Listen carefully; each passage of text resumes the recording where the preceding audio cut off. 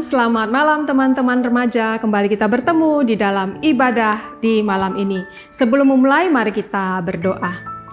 Bapa kami di surga, kami mengucap syukur ya Tuhan untuk kasih setiamu yang terus memberkati kami. Kami akan mendengarkan, merenungkan kebenaran firman Tuhan. Berkati hati setiap kami para remaja Gereja Kristen Kalam Kudus Ambon, supaya kami boleh mengerti akan kebenaran firman Tuhan, dan Tuhanlah yang memberikan kami hati yang mau tunduk, hati yang mau taat kepada kebenaran firman Tuhan.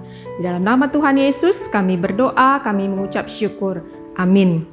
Ya teman-teman remaja, hari ini kita masuk kepada tema yang ketiga dari Buah Roh, yaitu damai sejahtera. Ya, nah teman-teman, di satu sekolah ada seorang remaja laki-laki yang terkenal. Sayangnya remaja ini terkenal bukan karena kebaikannya, tapi karena remaja ini suka membuat onar. Nah, di sekolah tersebut ada sebuah klub basket. Nah, si pembuat onar ini tidak bisa masuk ke dalam klub basket itu karena memang kemampuannya dinilai oleh guru pembimbing itu kurang. Nah, si remaja ini mulai berpikir bagaimana caranya dia bisa masuk ke dalam klub basket tersebut.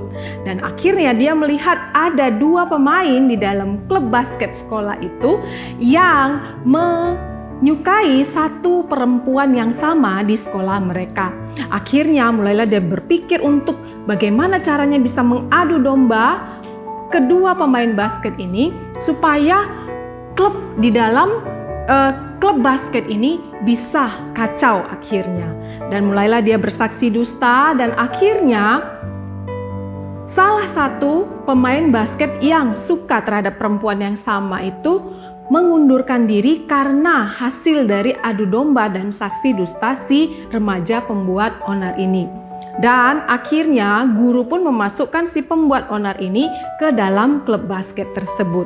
Tapi ternyata setelah si pembuat onar ini masuk ke dalam klub basket itu, ternyata tetap saja dia masih membuat onar di dalam klub basket itu. Dan akhirnya ketahuan bahwasannya si pembuat onar inilah menjadi pemicu masalah antara dua pria remaja yang menyukai perempuan yang sama tadi. Dan akhirnya si guru pembimbing dengan para pemain di klub basket ini tadi itu mereka berembuk. Dan akhirnya dicari solusinya. Dan solusinya, si remaja pembuat onar ini harus dikeluarkan dari klub basket tersebut. Nah, teman-teman, kalau kita melihat, tentu di dalam komunitas, di dalam satu komunitas, kita menghendaki supaya komunitas itu semuanya bisa berelasi dengan baik. Tetapi ternyata yang kita temukan di dalam komunitas itu ada saja salah satu atau beberapa orang yang mungkin tidak bisa berelasi dengan baik. Baik itu dalam komunitas di rumah, dalam komunitas di sekolah, di gereja, atau komunitas hangout kita. Nah, kita tentu mengharapkan orang-orang yang ada di dalam komunitas kita itu bisa berelasi dengan baik. Nah, firman Tuhan di dalam Galatia pasal yang kelima ayat 22, yaitu tentang bagaimana kita seorang yang sudah menerima Kristus itu bisa membawa damai sejahtera di dalam lingkungan kita. Allah menghendaki setiap remaja bisa membawa damai sejahtera di dalam komunitasnya. Nah teman-teman, damai sejahtera tadi merupakan poin yang ketiga dari Buah Roh. Nah, apa artinya damai sejahtera yang dimaksudkan dalam Buah Roh yang ketiga ini? Nah, kata damai sejahtera di dalam Buah Roh ini berasal dari bahasa Yunani, yaitu erene. Nah, erene ini memiliki dua makna. Makna yang pertama, erene berarti berdamai dengan Allah. Erene berarti berdamai secara vertikal, yaitu ke atas. Nah, apa maksudnya berdamai dengan Allah dan mengapa kita harus berdamai dengan Allah? Nah, sebelum manusia jatuh ke dalam dosa, relasi manusia pertama itu dengan Allah, Adam dan Hawa ya, itu berlangsung dengan baik. Begitu dekatnya mereka berelasi antara pencipta dengan yang diciptakan. Tetapi setelah manusia jatuh ke dalam dosa, relasi itu menjadi rusak. Dan relasi itu telah membuat Allah Sang Pencipta dengan manusia itu menjadi seteru.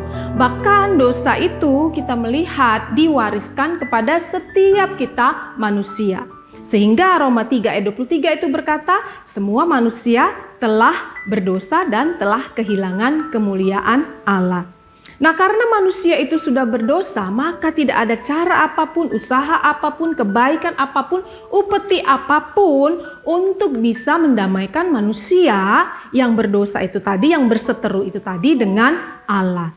Kecuali Allah sendirilah yang datang mendamaikan dirinya kepada manusia yang berdosa.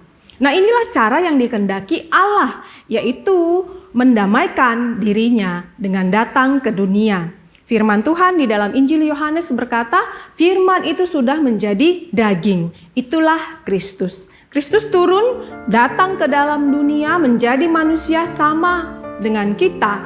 Dan dia mengorbankan dirinya untuk menjadi korban pendamaian antara kita yang berseteru dengan Allah. Nah, tentunya pendamaian inilah yang membuat orang-orang berdosa yang tadinya berseteru dengan Allah itu menjadi berdamai dengan Allah. Nah, Efesus 2 ayat yang ke-13 sampai 17 itu berkata, tetapi sekarang di dalam Kristus Yesus, kamu yang dahulu jauh sudah menjadi dekat oleh darah Kristus.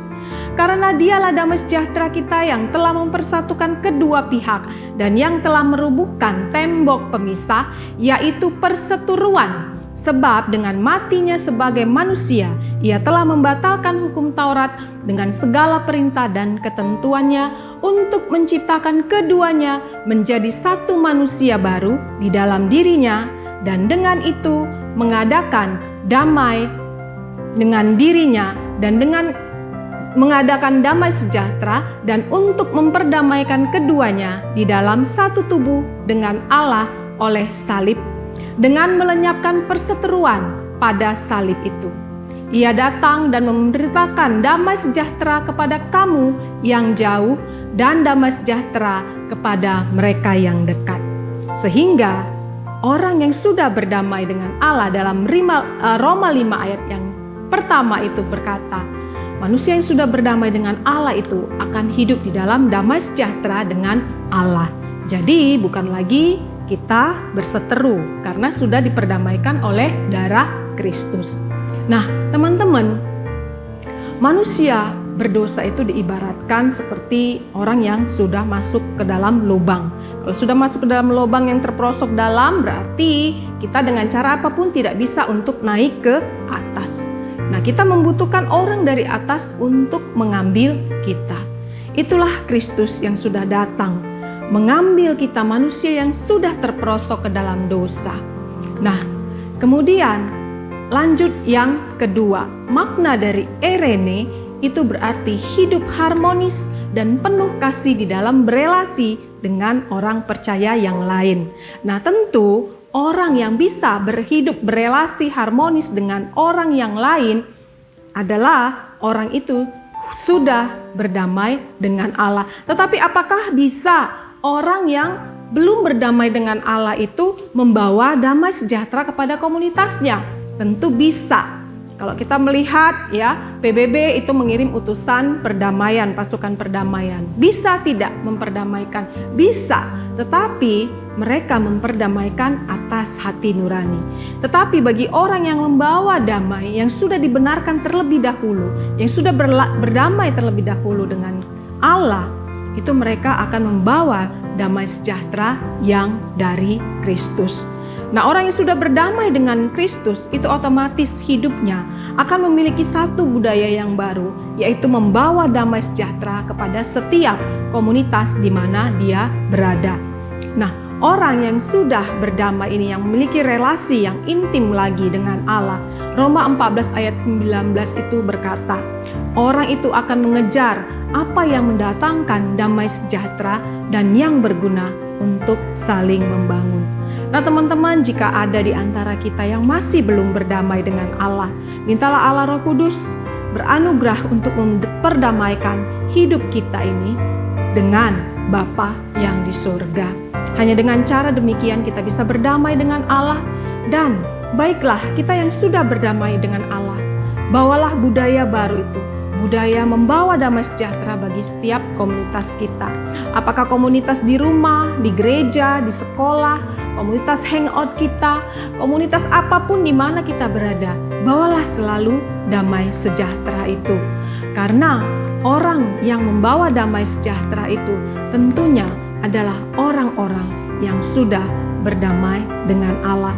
Dan mari kita lihat siapa diri kita. Apakah kita sudah sungguh-sungguh membawa damai itu kepada orang-orang di sekitar kita. Teman-teman remaja, jadilah pembawa damai bagi sekitar. Amin. Mari kita berdoa. Bapa di sorga, kami mengucap syukur Tuhan kami boleh belajar tentang damai sejahtera. Bagaimana kami menghidupi damai sejahtera itu dalam kehidupan kami sehari-hari. Berkati ya Tuhan para remaja di Gereja Kristen Kalam Kudus Ambon yang sudah mendengar kebenaran firman Tuhan ini, untuk ia boleh membawa damai sejahtera itu di lingkungan mereka, di komunitas mereka, baik di rumah, sekolah, gereja, komunitas hangout mereka, atau komunitas apapun yang mereka masuki. Biarlah mereka boleh menjadi pembawa damai sejahtera yang dari Kristus itu. Berkati proses studi mereka, berkati juga masa depan mereka. Berkati supaya mereka boleh menjadi anak-anak Tuhan pada masa muda mereka dan menjadi alat yang menyenangkan hati Tuhan. Terima kasih ya Bapa. Di dalam nama Tuhan Yesus kami berdoa, kami mengucap syukur. Amin. Ya teman-teman, selamat menikmati aktivitas weekend malam ini. Tuhan Yesus memberkati.